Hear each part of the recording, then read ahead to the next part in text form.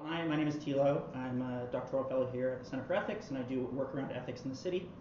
I have a background in human geography and political theory, and my primary interest is integrating those disciplines with a growing field of utopian studies that is now emerging in the last 20 years, with some great work happening there. So utopia, just as a little background, has been something that's been a part of politics and political theory and studies of the city for a long time, but neglected for a whole bunch of reasons, which I'll get into briefly in my presentation.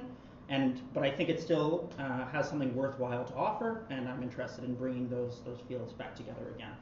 So the work I see myself doing in this presentation more generally is a mix between what you might call applied ethics or applied political theory, particularly to urban environments, so applying theories of politics, mostly distributive justice, but other sorts of ideas, to urban environments, but also how we can think about revising our theories of justice in light of their spatialization.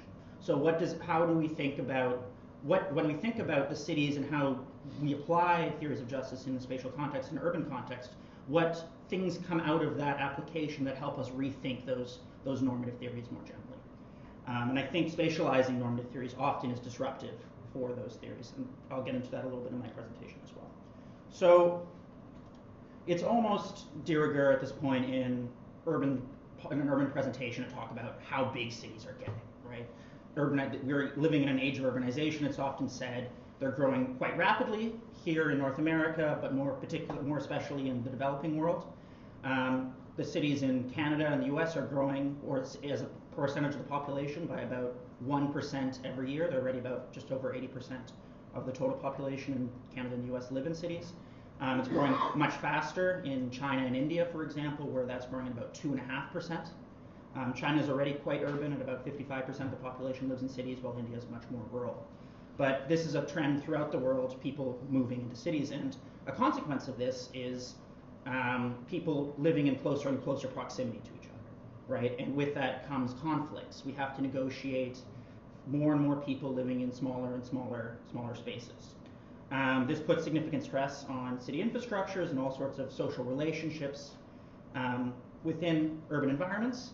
And one of the ways cities deal with this, or one of the ways neighborhoods and communities try to moderate the effects of this change, is by putting in things like zoning ordinances, particularly density regulations that limit the amount of new development or new housing that can be in a particular place.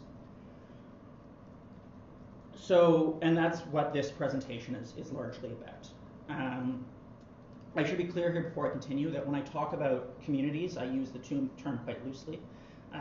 It can mean sort of a city scale or a neighborhood scale. I generally take it to mean something, the group or the cohesive social group that's responsible for putting in place a particular policy around zoning or densification. So my presentation is not about what you might call the more objective, though again that term that's contested, limits on density. So things like environmental limitations, what is supported by local ecology, things like infrastructure limitations, the things that put, I would call, an upper bound on the maximum supportable population within a region. But instead what I'm looking, or more interested in this presentation, is thinking about aesthetic or lifestyle motivated density regulations. So the things communities put in place to protect their character or to protect the speed of change in their environments, or their lifestyle, you might say.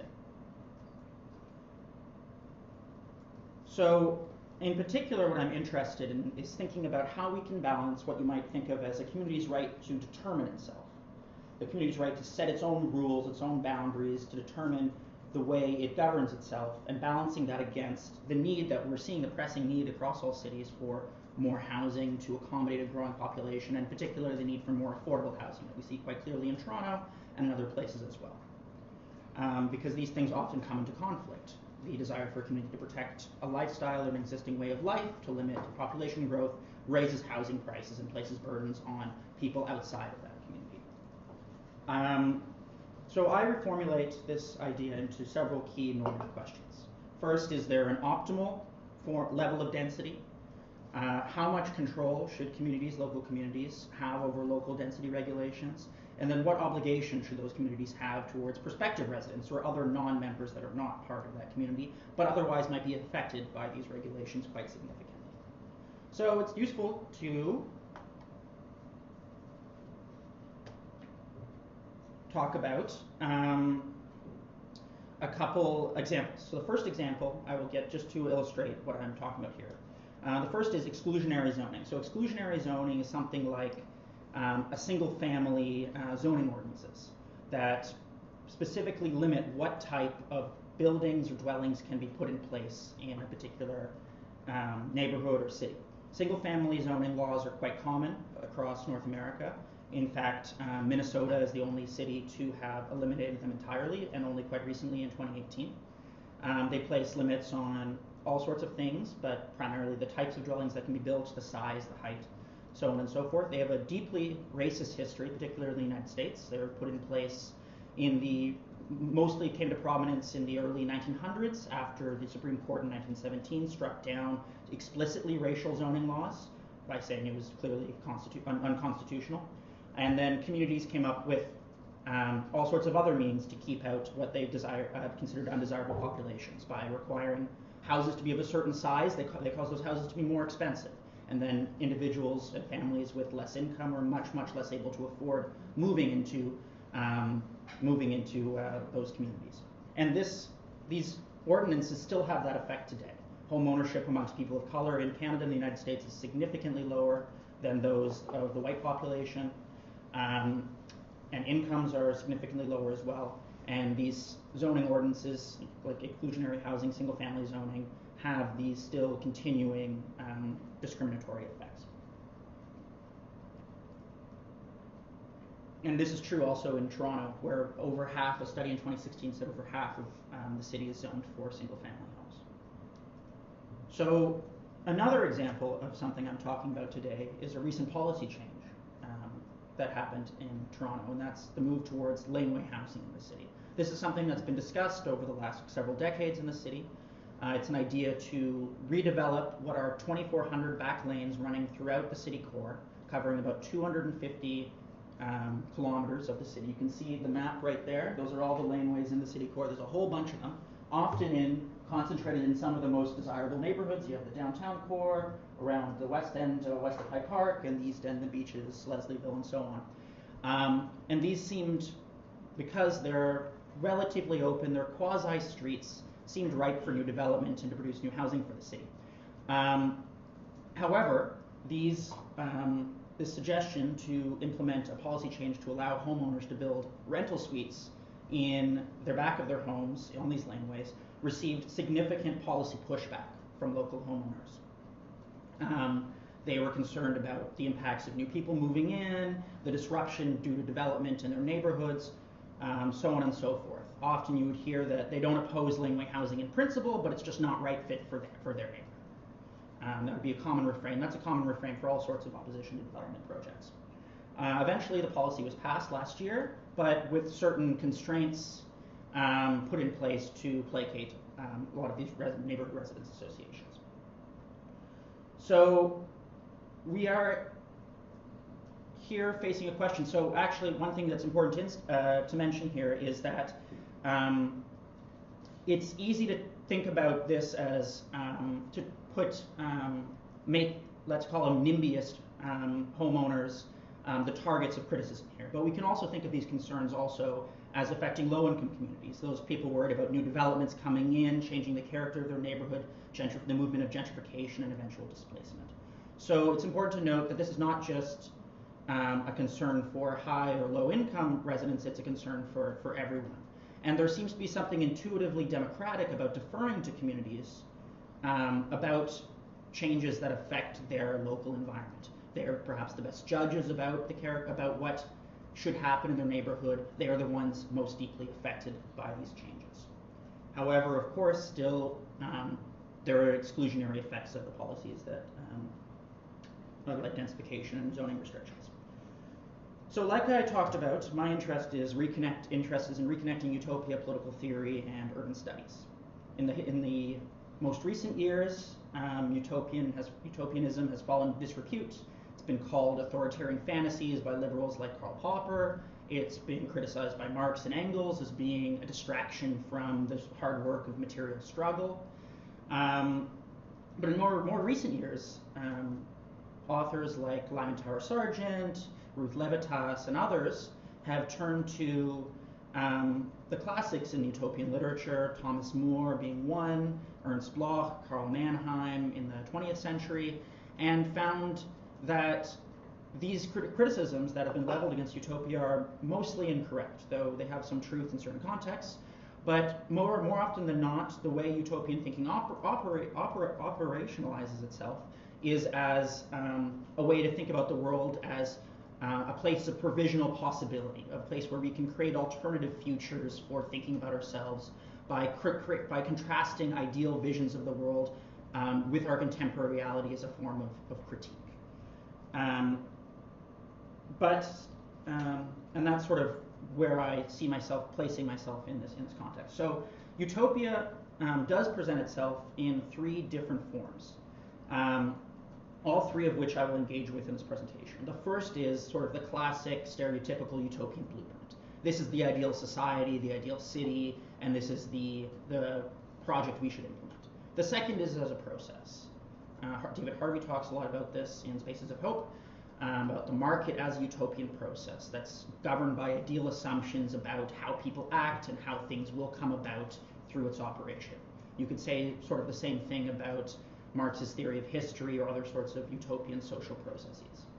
And the third approach that I will engage with most thoroughly today is as a methodology, as a methodological approach to studying politics.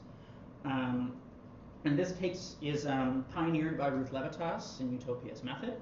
And it's the idea that how we should go about, or how we can go about, examining our social world is first by engaging in archaeology, by looking at the normative assumptions and structure that underpins our existing social reality. And then second, by constructing a new architecture, by taking those normative assumptions, challenging them, reformulating them, and building an alternative possible world. One that's not necessarily perfect, but one that might be better in many ways than our own, and contrasting that with existing reality and playing with those two ideas to perhaps move forward in a progressive or desirable way. So the remainder of my talk will be focused on this methodology, or will be structured loosely around this methodological approach. First, I will engage in what Levitas calls archaeology. I'll produce some intuitions about our normative principles around housing density. And then second, I will deconstruct the existing regime, you might call it density regime, in the housing market that governs density today. Second, I will engage in what Levitas again calls architecture by looking at Nozick's, Robert Nozick, the analytical philosopher and great critic of Rawls, terms the framework for utopia, and then rethinking some of his assumptions underpinning this and reformulating in a way I think is a little bit more helpful and more productive. And then the second thing in that final section will be thinking about a compensation procedure. The second word procedure there is missing, unfortunately. I think I missed that.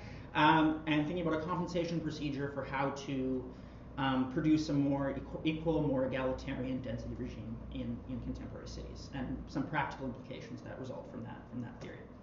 So first, as promised, turning to the utopian planners and blueprint plans in the history of cities, and to tease out some normative assumptions we might have about density. I'll look at three of these utopian planners that were highly influential for the development of cities today: Ebenezer Howard, Frank Lloyd Wright, and Le Corbusier, each of whom had very different ideas about how dense a city should be and what a city should look like. The first of these is Ebenezer Howard, who proposed a model in the late 1800s, early 1900s, of what he called a garden city. And he believed that cities, it's important to have lots of green space and open space, and we should proceed with development such that cities are built with a central hub of about 60,000 people living in there, and then cities of about 30,000 people surrounding it in a ring with open green space, agricultural land, parks in between for the health and well-being of the population. This city, garden cities, were very few of them were built, some in England, Letchworth being one. This is a picture of Canberra in Australia on my right, that's built on garden city principles. You can sort of see that form there. And we can also see those principles in Toronto. On the left is Don Mills, which was a Garden City, highly influenced by Garden City ideas. You see the ring of green space surrounding sort of a central node connected into the rest of the city. And then Greenbelt planning more generally, like the Ontario Greenbelt here, is itself based on Ebenezer Howard's principles. The second theorist is Frank Lloyd Wright, who had proposed the Broadacre City in the 1930s. This was a highly rural idea of life premised in Jeffersonian ideals about freedom and American democracy and the priority of rural life. You can see sort of the headline behind his model here, A New Freedom. He saw his proposal was every American family should be given 1 acre of land out of the National Park Trust. These communities should be connected primarily through roads for the automobile and also helicopters. And believed that this sort of formulation would allow people maximum freedom, but also opportunity for creativity and exploration, and believed it would foster high diversity of different ways of living. And there's another picture of Broadacre City where you can see more clearly like the Great Plains, surrounded by little communities and housing. Frank Lloyd Wright's ideas have been most clearly seen in American suburbia, though in a much more compressed form. The housing is clearly not 1 acre throughout American suburbia, but much more compressed, but still car dependent. The emphasis in the American dream about freedom and automobility is still highly influenced by Frank Lloyd Wright. The final philosopher of the city we'll talk about today is Le Corbusier, who proposed a radiant city, a highly dense vision of a city that he believed. So Le Corbusier thought existing cities were far too dispersed out. There's a great story. He went to Manhattan in 1935, and the first thing he said was, far too small. Skyscrapers were too small, not big enough. There was no order to the city. And he proposed raising Manhattan so as to put identical skyscrapers linked by massive highways to house 6 million people. And he called this proposal for 6 million people. He also proposed a similar project for Paris for 3 million people, destroying Paris much more significantly than Haussmann ever did, to rehouse the population there. He called these like the Cartesian rational ordering of urban space.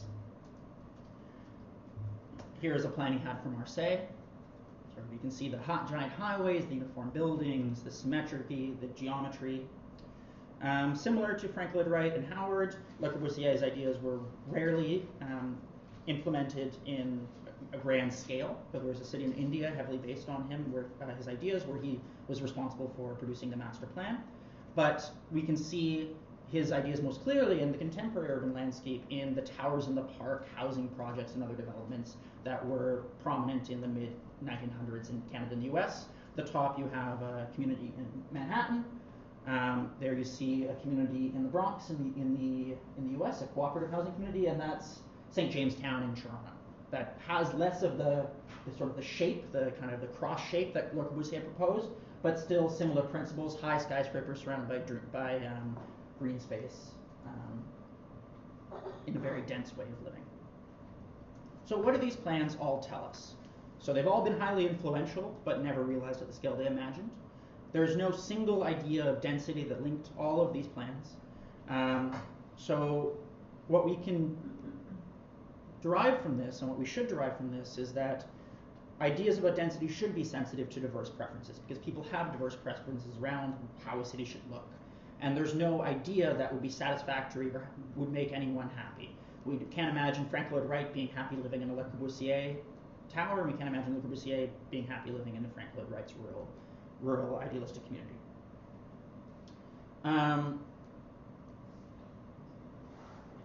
Second, we should also, no proposal should result in the large-scale demolishing of existing communities, such as proposed by Le Corbusier. It is extremely harmful and traumatic for communities, particularly lower-income communities that rely on place-based networks of mutual support to demolish their existing structures. We saw this quite clearly in the slum clearing projects in the early 20th century in North America that disrupted very supportive networks throughout American cities and Canadian cities. However, all three were also premised on egalitarian ideas about land ownership. Wright and Howard were explicitly and strongly influenced by Henry George, the great land reformer of the late 20th or late 19th century, and Le Corbusier similarly proposed a cooperative land ownership scheme for his cities. They all saw the ownership of land as the primary harm, or at least Wright and Howard did, the private ownership of land as primary harm, hurting the US, Canada, and North American cities, and particularly lower income communities, and believed that since land values, land ownership, and the values deriving from that were not a function of individual effort, they should be returned to the communities at large. So from these observations, I derive three normative principles. The first, it's wrong to force people to move against their will. Second, communities should have substantial autonomy to determine local density levels in light of diverse preferences. And third, prospective residents have the same right to live in a community as existing residents. And I revised this in my most recent version of the presentation, which didn't get updated on this slide because I made some changes after I put it on the USB key to say that rather than prospective residents have the same right to live, I think a more accurate representation is that no one has more of a right to any particular spatial location than anyone else. So there's an equal entitlement to land because land does not derive from any individual person's effort. So turning our attention to the existing housing regime in North America, the first, I propose that this housing regime or this density regime in North America is a function of two utopian processes. The first being that of the market, or the free market. The housing density in any particular area is primarily a function of market forces. In places of high demand, usually density is higher. People live in smaller spaces. In places of low demand, typically density is lower. People live in wider spaces because prices are typically lower. Under such conditions, access to housing is determined by the ability to pay. The normative validity of this system is premised on the idea that the market is a fair and efficient allocator of resources, that it produces better overall social goods than any other process. It goes back to Adam Smith's metaphor of the invisible hand, and F.A. Hayek, who talked about how the price system was the best way to coordinate vast social resources in a way that no single mind ever could. This argument about the market as a utopian process is most famously articulated by Karl Polanyi, who called it a stark utopia that would eventually destroy society unless it was constrained by government in a particular way, and also has been advanced by Harvey in Spaces of Hope and other places as well. It should be clear that when I mean utopia, I don't mean it here in a pejorative sense necessarily, but rather I mean it, as I explained earlier in this presentation, as an idealized social process. So there's an idealized way the market will function, and if it functions in that way, it will produce a particular outcome. And that process is not actually necessarily how the market will function in practice. So that's what I mean by a utopian process in this context. You always have to be careful about you talking about utopia because it often sounds like you're being pejorative because there's such a entrenched idea in society that utopia is bad. So I always have to be careful to articulate that I don't mean, by utopian process, I don't mean it's necessarily bad. I just mean it's an idealized process constructed around certain assumptions about a reality that don't necessarily hold in practice. However, few would argue in favor of an entirely unregulated free market. Even Hayek, the great neoclassical economist, advocates intervention in the market for certain reasons to correct for monopoly and other internalize externalities and for other reasons. And this is true in the housing market as well. We have all sorts of regulations like tenant protections, zoning regulations, public housing, subsidization programs, mortgage regulations, so on and so forth, that constrain the market in a wide variety of ways. So this brings us to the second utopian process that is relevant to what I call the density regime, or the current density regime, and that is the idea of the self-autonomous, self-governing, or the autonomous self-governing community that can act without impact on those outside of it. Density regulations put in place by communities limit housing development relevant to the counterfactual outcome in the housing market. They constrain what is able to be built. They raise prices. This is almost incontrovertibly true that zoning regulations do raise prices. It's just a matter of whether or not they produce other desirable social goods as a result of raising prices. And most importantly, they serve to protect current residents at the expense of prospective ones. They protect the lifestyle and aesthetic preferences of current residents while raising the prices of entry for people who would wish to move into a region. And they do this not only in local communities, but also in the surrounding region. By restricting general regional housing supply, they have spillover effects. Local density regulations have spillover effects into the housing prices in surrounding regions by depressing overall housing stock that's available. This operation, or this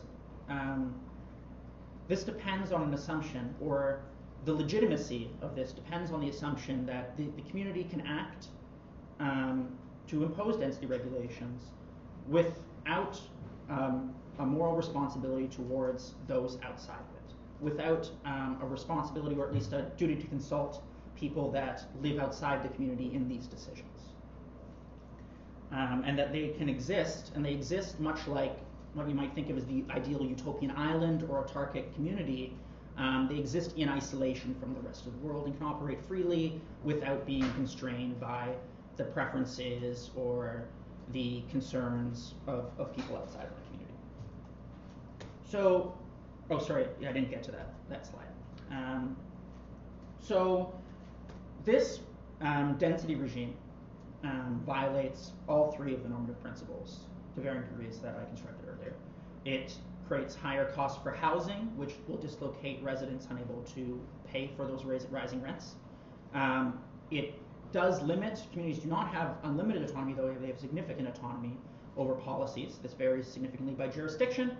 In Houston, there are no zoning regulations whatsoever. In San Francisco, there are very, very significant and severe zoning regulations, to the extent which in public parks you can't have shade. In certain public parks, you can have shade 1 hour before or 1 hour after, before sunrise. After sunrise, before sunset. So you can enjoy the sunrise and the sunset in freedom without being shaded by high buildings. But there still seems, and finally, and prospective residents face significantly more hurdles than existing ones in entry. Despite this, there still seems something intuitively compelling to deferring to local communities over zoning density regulations. So how can we negotiate this tension between the impacts of deferring to local communities over zoning regulations and what seems to be a legitimate process by consulting them in what they desire to occur within the boundaries of their communities? An answer to this, I propose, is Nozick's Framework for Utopia, which comes at the end of Anarchy, State of Utopia. It's probably the least cited part of that book. Often secondary scholarship focuses on Nozick's idea of property rights and other aspects of his scholarship, and little attention is paid to the last 40 or so pages of the work. In this section, Nozick develops an additional argument for the minimal state, which is the main aim of his project, which he then, this time, quite interestingly, instead of taking premises from natural right and analytic philosophy, takes his premises from utopian theory and builds from the independent argument for the minimal state from the ground up, using the premises of utopian theory. So he begins by wondering how we can realize utopia in a world where everyone has diverse preferences. He says explicitly, how could we create a world for people as diverse, a single world, as Wittgenstein, Picasso, Moses, Einstein, Hugh Hefner, Socrates, and he goes on and on and on, quite clearly trying to bring out the intuition that there's no single world or community that would make all these people equally or even somewhat happy. So if each person would prefer a different mix of social goods, he argues that and we have no idea of discovering with any surety for any of us what the ideal life would be,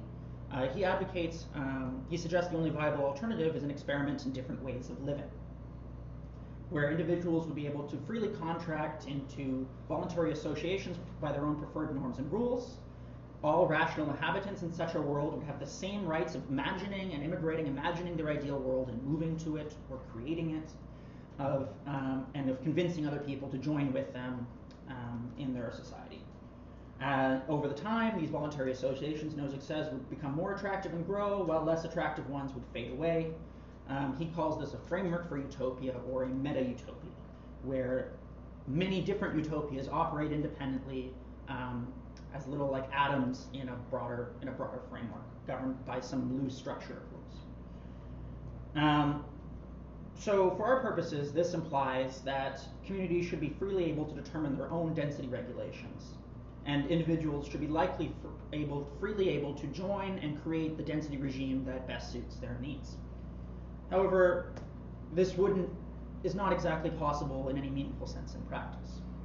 And in such an arrangement would actually, if put in place, would have the exact opposite consequences as Nozick suggests they would in theory.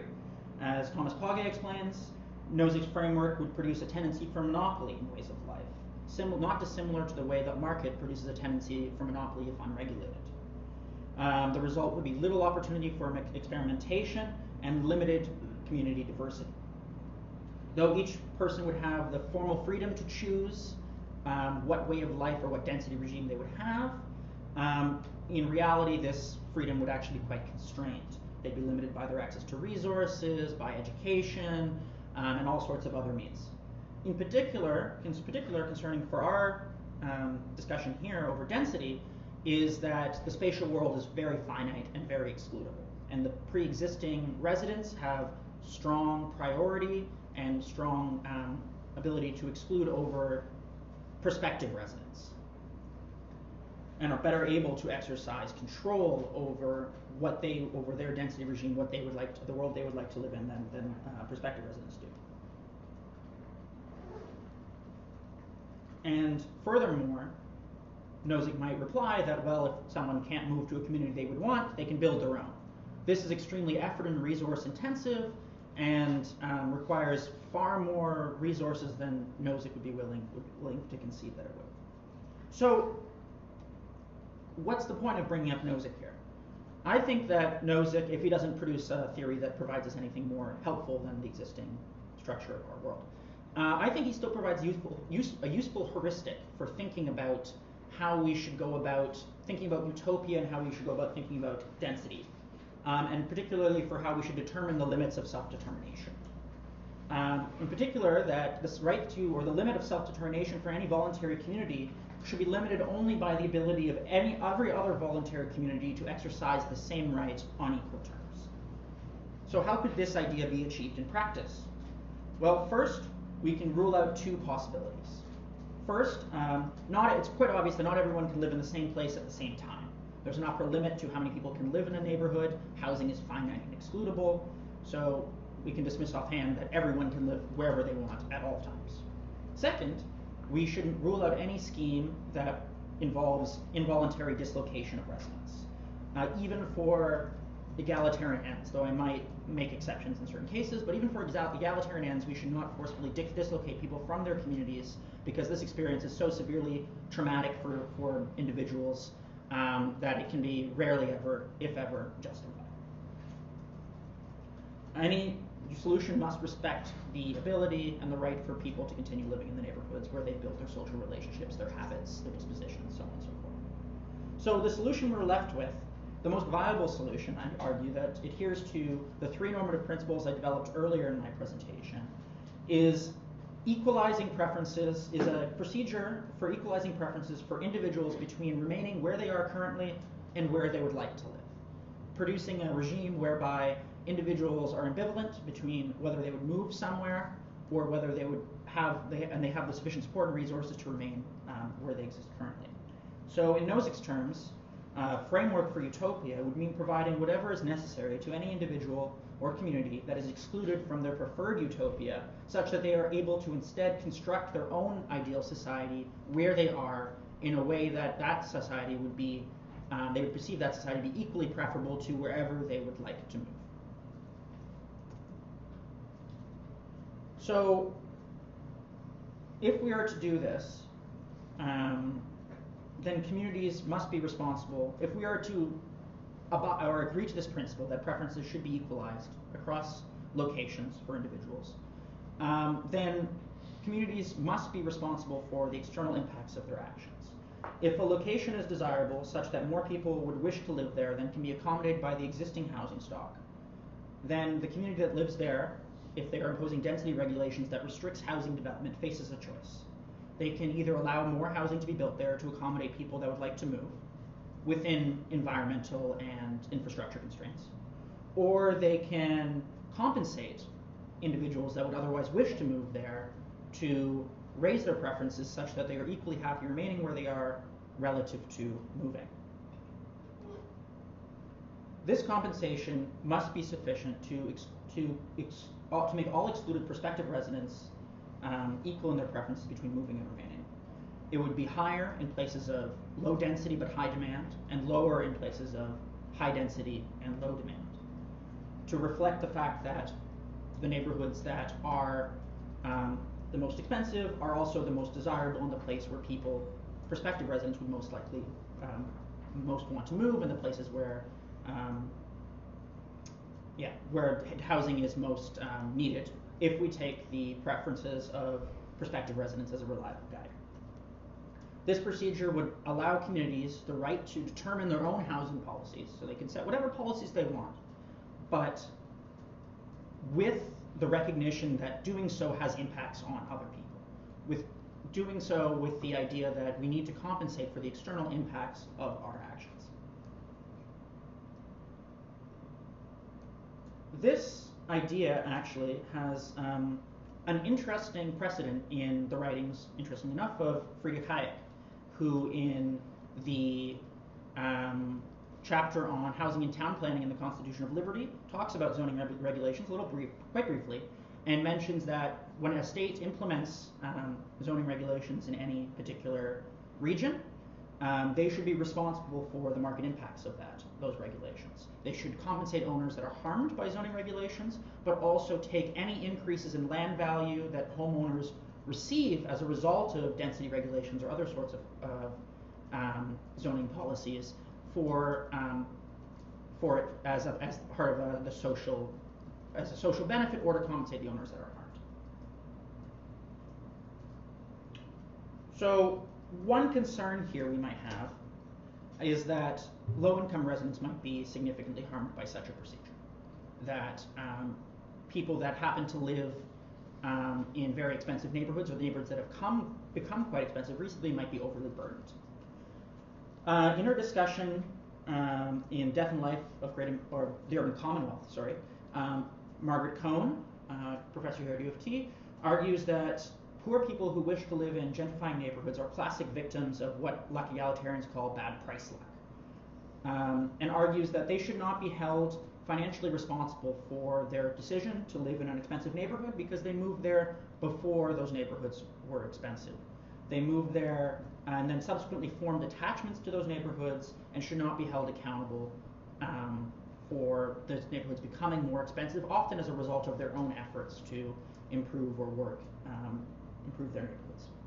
So to account for this consideration and to account for this possible discriminatory impact, and to guarantee lower income communities the same control over development as wealthy communities, and to ensure also that no one is forced to leave their community against their will, any density compensation mechanism must be means sensitive and be not burdensome for anyone in any income bracket that would force them to relocate. For wealthy or poor, any sort of compensation procedure should not force anyone to be overly burdened by the cost they'd have to incur so that they'd have to leave their neighborhood. In a way, this realizes the most normatively appealing features of Nozick's framework for utopia. It's the framework that allows for the coexistence of voluntary self-governing communities where, in Nozick's words, none of the inhabitants of the world can imagine an alternative world where they would rather live in, which they believe would continue to exist if all rational inhabitants had the same rights of imagining and immigrating, and does so while ensuring that all three normative principles are satisfied. No one is forced to move against their will. Communities have substantial autonomy to determine local density levels, and prospective residents are treated equally to existing residents in the urban space. Finally, while local density regulations on aesthetic and lifestyle grounds would be solely within the domain of individual communities under such a framework, the state would still have a role to play by ensuring that any development could be supported by existing infrastructure and ecological constraints, by setting an upper bound on what is supportable in any community based on existing conditions. And finally, how could we realize such a regime in practice? Realizing a procedure that takes into account everyone's preferences for where they would like to live and versus where they live currently and what would be necessary to equalize those preferences is, in all likelihood, an impossible task. People are unaware of their preferences or unable to articulate them. People might lie or deceive about those preferences. So we need to think, if we wanted to implement such a policy, we need to think about how we could do so in a way that would reflect most of the principles behind it, while still being a possibility in our existing world. One way we could do this is by making property tax income sensitive and by raising the level of property tax significantly.